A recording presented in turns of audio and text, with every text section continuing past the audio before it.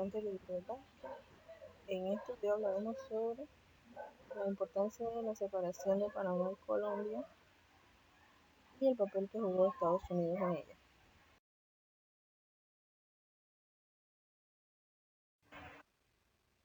Después de su independencia de España en 1821, el Istmo de Panamá pasó a unirse voluntariamente a la Gran Colombia, bajo el entendimiento que dentro de esta mantendría una autonomía económica y política. Con la desintegración de dicho estado, desde 1831 pasó a integrarse a la naciente República de la Nueva Granada, siendo en consecuencia parte de todos los cambios de denominación y organización politerritorial que en los sucesivos tuvo la hoy llamada República de Colombia hasta 1903. Durante estos históricos en Panamá se dieron alrededor de 17 intentos de secesión y 4 separaciones consumadas durante el siglo XIX.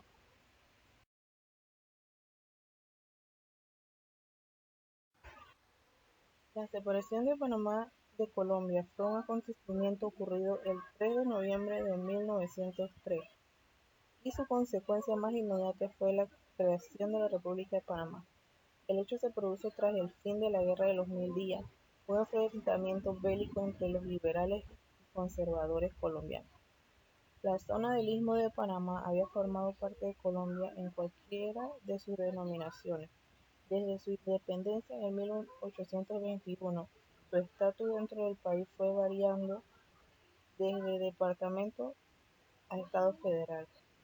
Dependiendo de si en el gobierno colombiano se encontraban los federalistas o los centralistas. La lucha por el poder cimentada en las diferentes posturas sobre el deber del funcionamiento del Estado y del modelo económico de la nación durante el siglo XIX, las guerras civiles en pro de la autonomía de los territorios que conformaban los Estados Unidos de Colombia fueron una constante, provocando una crisis institucional del Estado federalista. Con el fin de superar la inestabilidad institucional de la República surgió el movimiento político de la Regeneración, liderado por Rafael Núñez y Miguel Antonio Caro. La premisa de los líderes políticos era avanzar en el fortalecimiento de la autoridad de gobierno nacional con formas que incluían la creación del Banco Central para controlar la política economía del país, la incidencia de la Iglesia Católica en los asuntos de Estado y el restablecimiento del monopolio de las armas en el Ejército Nacional.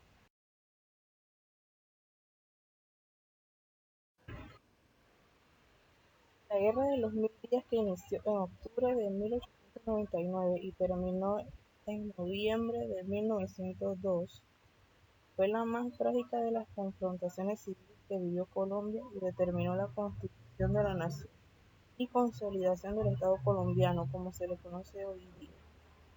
Los resultados de este conflicto no solo se cuentan en bajas y heridos en las confrontaciones bélicas, sino en cuantiosas pérdidas económicas y la separación del Estado panameño de la naciente República Unitaria de Colombia.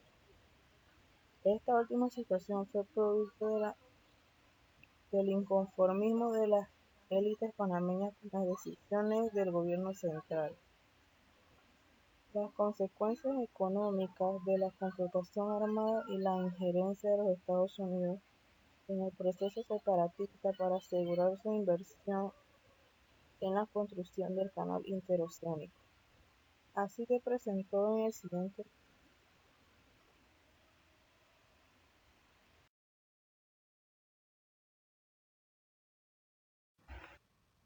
La separación de Panamá marcó un hito en la historia política del país, que se debió a la confluencia de los siguientes factores. En primer lugar, la debilidad inconstitucional, económica y política del Estado colombiano luego de la Guerra de los Mil Días. En segundo lugar, las intenciones separatistas del pueblo panameño, que no se consideraban parte del proyecto centralista promulgado en la Constitución de 1886. y por último los intereses de los Estados Unidos para controlar política, militar y económicamente el continente americano.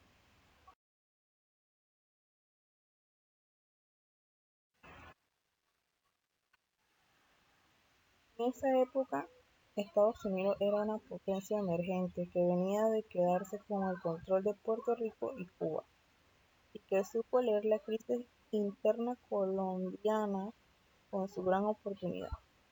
El país norteamericano propuso pagar 40 millones para quedarse con la concesión de la construcción del canal.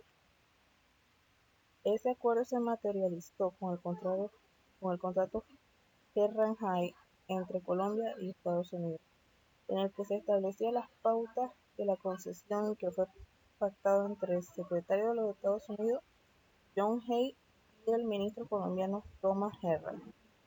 Fue una negociación compleja en la que también contemplaron construir el canal en Nicaragua, pero debían tener en cuenta a los franceses que habían hecho una inversión inicial en Panamá. Así, finalmente se decidió que el canal se construiría en Panamá con el capital de Estados Unidos, que a su vez le pagaría a Colombia de la compañía francesa. Así finalmente se decidió que el canal se construiría en Panamá con el capital de Estados Unidos.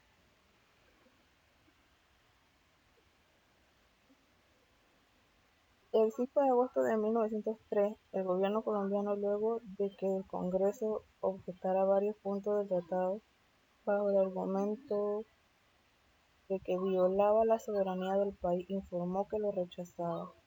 Esa última decisión de Colombia terminó de dar vía libre a la separación de Panamá. Cuando Colombia rechazó el tratado de Ranjay, había muy buenas razones para rechazarlo. Se combinan varios factores a favor de la independencia de Panamá de Colombia. Por un lado, explica la historiadora, los panameños salían de la crisis causada de la Guerra de los Mil Días y el canal se veía como una salvación ante los problemas. Había un gran descontento en Panamá con el gobierno conservador y con la derrota liberal en la guerra. Finalmente, Estados Unidos encontró en ese descontento panameño una excelente oportunidad para obtener el tratado que querían sin la injerencia de Colombia.